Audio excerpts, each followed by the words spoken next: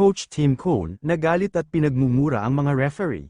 Si Stan halos matambo na sa kakapagod ng pagbubuhat sa buong team. Well mga Perkoy, simula na naman ang bakbakan, Game 2 ng semifinal Ginebra San Miguel, kontra Meralco Bolts. Maagang ang nagpasiklab ng galing ang koponan ng Ginebra, Japit Aguilar nakapag-slam dunk galing sa pasa ni Ralph Koo, Scottie Thompson easy layup ganun din sa pasa ni Koo, parang ang napako ang depensa ng Meralco Bolts. Agad din naman binawian ng Bolts ang Ginebra ng 9 points, sa pangunguna ni Cliff Hodge at Allen Maliksi. Sa kabila naman, si Stan Perrin as usual ang main player, na nangangararo sa ilalim, patuloy na ginigiba ang depensa ng Bolts. Ito namang si Ralph Koo, madami na talagang solid Ginebra fans na nahuhumaling sa kanya, makakatanggap lang ng bola maghihiyawan ng mga fans sa court. Bolts naman, nag-init ang kanilang outside shooting magkasunod na 3-point ang naipasok nila, kaya matapos ang first quarter, lamang kaagad ang Bolts sa score na 32-27. Jeff Mendoza ng Meralco, Magic Bunot, tumira agad ng magkasunod na 3-point, kaya bahagya pa lumobo ang kalamangan ng Bolts.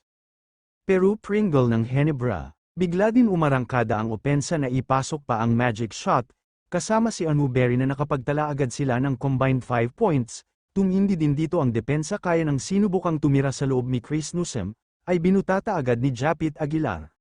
Pagkabalik naman sa bola ng Ginebra, pinoposterize niya harap-harapan si Bates, kinawawa naman niya ang depensa ni Hodge na patalsik ng sobrang layo. Pero dahil doon, nakakonvert ito ng mga score kasama alley-up na pasa, maging si Allen Maliksi kumanada na din. Kaya naman 55-42 ang score matapos ang second half.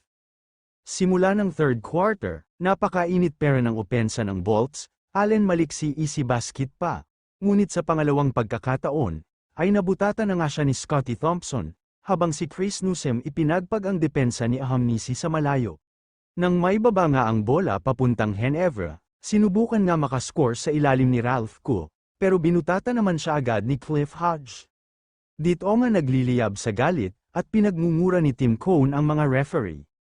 Take over na nga dito si Stan, ang 17 points na kalamangan ng Bolts, ay natunaw na nga sa 16 points na nagawa ni Stan, kasama pa ang 3-point shot ni Mav. Hito naman under a minute, Pringle biglang pumokol ng 3 points, kasama pa pagkamada ni Stan sa loob. Bumawi din naman ang Bolts patapos ng quarter pero lamang pera ng Ginebra sa score na 74-73.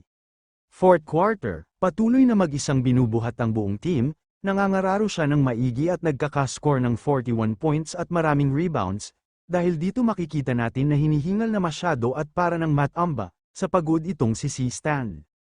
Itong Meralco Bolts naman, meron silang total effort sa kanilang koponan pinangunahan ni Chris Newsom, kaya nagawa nilang makontrol at naibalik pa nila ang 8 points na kalamangan ng laro. Papalapit na ang end of the quarter sinubukang habulin ng Ginebra at naibaba pa sa 2. Sa huli panalo ang Bolts sa score na 103-91. Mga Perkoy, kung bago ka lang sa aking channel, mag-like, comment, share, subscribe at i-click ang notification bell para updated ka sa mga bago kong video. Salamat po.